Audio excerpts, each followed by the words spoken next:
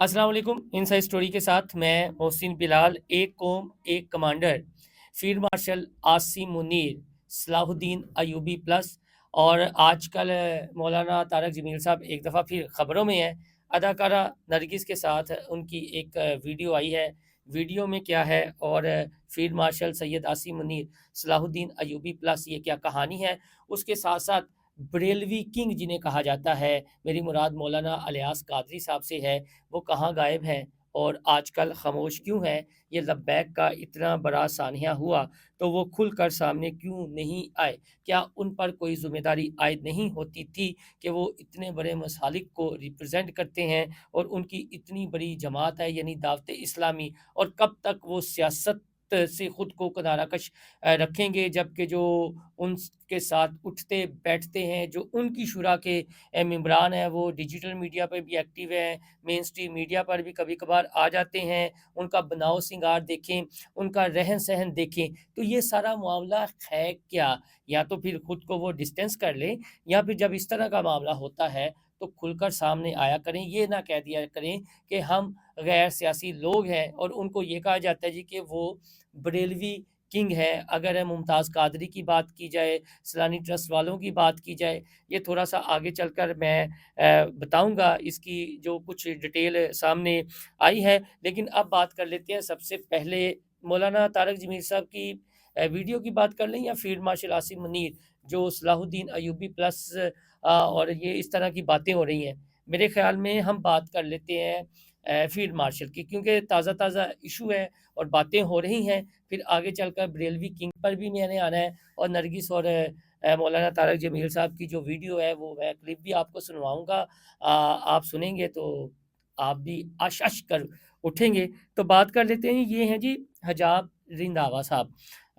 انہوں نے لکھا ہے جی کہ منتشر قبائل اور ریاستیں ایک کمانڈر صلاح الدین ایوبی کے تحت متحد ہوئیں، اور مسلمان قوم نے 88 سال بعد بیت المقدس کو صلیبیوں سے آزاد کرا لیا۔ یہ ہے حجاب رضاوہ صاحب نے لکھا ہے۔ اور انشاءاللہ پاکستانی قوم بھی ایک کمانڈر کے تحت مجمع ہوگی اور پاکستان مسلم دنیا کا مرکز بنے گا۔ ہیش ٹیگ ایک قوم ایک کمانڈر۔ یہ تو ہماری بہن جو حجاب رنداوا صاحب ہیں وہ لکھ رہی ہیں، ان کا سوشل میڈیا کا اکاؤنٹ بھی کافی زیادہ ایکٹیو ہے۔ لیکن میں تھوڑا سا یہاں پہ اختلاف کروں گا۔ انہوں نے کہا جی کہ صلاح الدین ایوبی اور ایک ریفرنس دیا ہے، لیکن اگر آپ عاصم منیر کی قیادت کو دیکھیں، وہ جو ان کے اقدامات ہیں ان کو دیکھیں، تب کے حالات دیکھیں تو آج کے حالات دیکھیں، تو حالات میں زمین آسمان کا فرق ہے۔ تھوڑا سا میں الیبوریٹ کر دیتا ہوں کہ اگر صلاح الدین ایوبی سے ہی آپ نے تشبیہ دینی ہے تو پھر صلاح الدین ایوبی پلس کیوں نہیں وہ ہو سکتے؟ اور میں یہ مبالغہ آرائی کی بات نہیں کر رہا۔ اگر جب سے وہ آرمی چیف بنے ہیں، اور ان کے آرمی چیف بننے سے پہلے جس طرح کے پاکستان کے حالات تھے، دنیا اچھی نگاہ سے نہیں دیکھتی تھی، پھر اچانک پاکستان میں سٹیبلٹی آنا شروع ہوئی ہے۔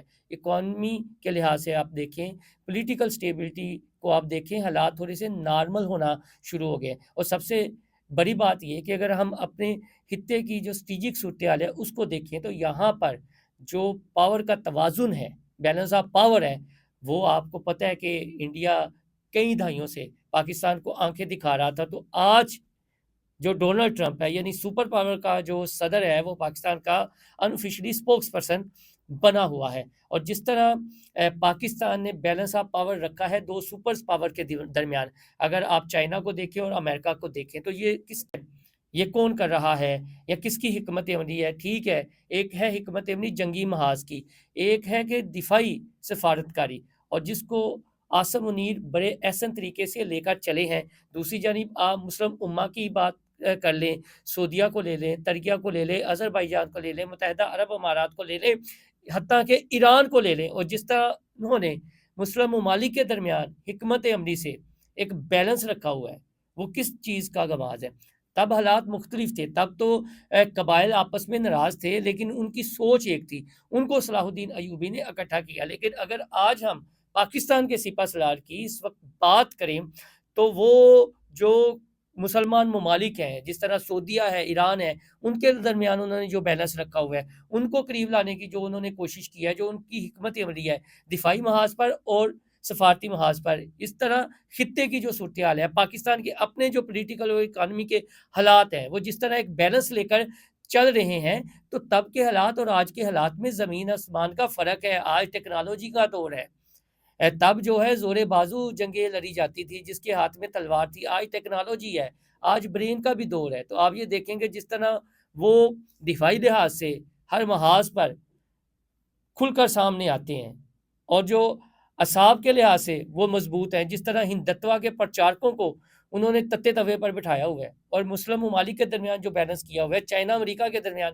جو بیلنس رکھا ہوا ہے، تو یہ ساری جو خوبیاں ہیں اگر ایک قیادت میں ہیں تو یہ ایک جینون ہیش ٹیگ ضرور بنتا ہے کہ ایک قوم ایک کمانڈر، ان کی قیادت میں انشاءاللہ تعالیٰ امید رکھیں، اور اب اس طرح کے جو میرے کارواں ہیں ان پر تنقید نہیں کرنی چاہیے، بلکہ یہ دیکھنا چاہیے کہ ان کے جو اقدامات ہیں وہ پاکستان یا ملک کی فلاح کے لیے بہتر ہے یا نہیں۔ پہلے 10 مئی سے پہلے آپ نے دیکھا تھا کہ پوری دنیا میں کتنی کوئی عزت ہوتی تھی پاکستان کی۔ آج یہ دیکھیں، آج اسلامی ممالک ہوں، یورپ ہو، امریکہ ہو، چائنا ہو، روس ہو، کوریا ہو، کہاں کھڑا ہے پاکستان کے ساتھ؟ سب کھڑے ہیں، اور پاکستان توجہ کا مرکز بنا ہوا ہے۔ تو یہ کس کی قیادت میں ہے؟ یہ سپہ سالار کی حکمت عملی ہے، جو دفاعی بھی ہے اور سفارتی بھی ہے، اور اسٹریٹجیکلی بھی۔ آپ خطے کو یہ دیکھیں کہ یہاں پر پاکستان کا جو قد کاٹ ہے وہ کس لیول کا ہے۔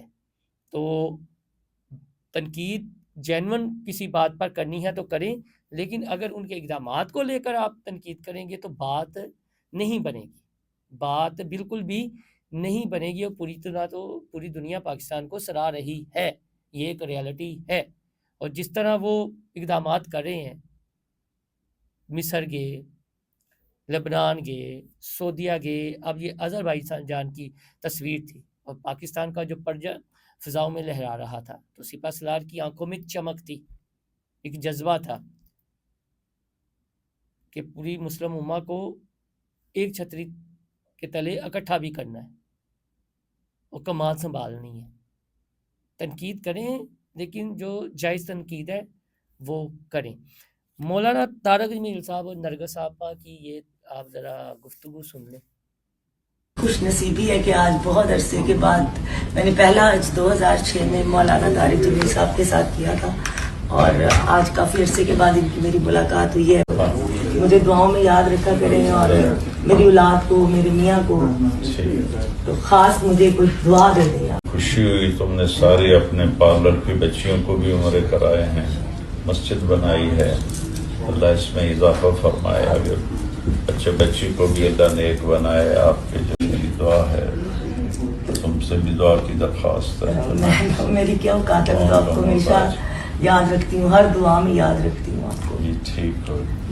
یہ کوئی عمرے کے دوران مکہ ٹاور ہے سعودی عرب میں، تو وہاں پر پچھلے دنوں مولانا طارق جمیل صاحب بھی گئے ہوئے تھے، اور اکثر ان کی ویڈیوز آ رہی تھی، تو محترمہ نرگس صاحبہ ان کے ساتھ تھیں۔ اب حال احوال پوچھنے کے بعد مولانا طارق جمیل صاحب ان کو کہہ رہے ہیں میرے حق اندر دعا کیجیے گا، اور نرگس صاحبہ مولانا طارق جمیل صاحب کو کہہ رہی ہیں کہ میرے حق اندر دعا کیجیے گا۔ لیکن جہاں میں نے بریلوی کنگ کی بات کی ہے، وہاں پر یہ جو ہماری تبلیغی جماعت والے ہیں، جب بھی کوئی مشکل وقت آتا ہے، یہ چیزیں ہوتی ہیں، یہ بس اپنی دنیا میں مگن رہتے ہیں۔ اگر آپ ایک مسلک کو یا دین کو ریپرزینٹ کر رہے ہیں، تو پھر پاکستان میں کوئی معاملہ ہوتا ہے تو وہ آگ بجھانے میں بھی آپ لوگوں کا کردار ہونا چاہیے۔ اور مولانا الیاس قادری صاحب، جن کے بارے میں یہ مشہور ہے کہ بریلوی کنگ، اور پچھلے دنوں کراچی کے بڑے سینئر صحافی ہیں فیض اللہ صاحب، انہوں نے ایک پورا اس پر ویلاگ بھی کیا ہے ڈیٹے کے ساتھ، اور انہوں نے حقائق بھی بتائے ہیں، جس سے لے لگتا ہے سیلانی ٹرسٹ والے ہوں، ممتاز قادری ہوں یا دیگر ہوں، حنیف قریشی ہوں اسلام آباد والے مفتی، وہ بھی ان کے ساتھ۔ تو ایسے میں مولانا الیاس قادری صاحب کو اب چاہیے کہ تھوڑا سا یہ جو سیاسی معاملات ہوتے ہیں نا، آپ بڑے ہیں تو بڑوں کی کچھ ذمہ داری بھی ہوتی ہے۔ حالی ذمہ داری یہ نہیں ہے کہ ہم نے خود کو سیاست سے کنارہ کش کر لیا تو بس کر لیا۔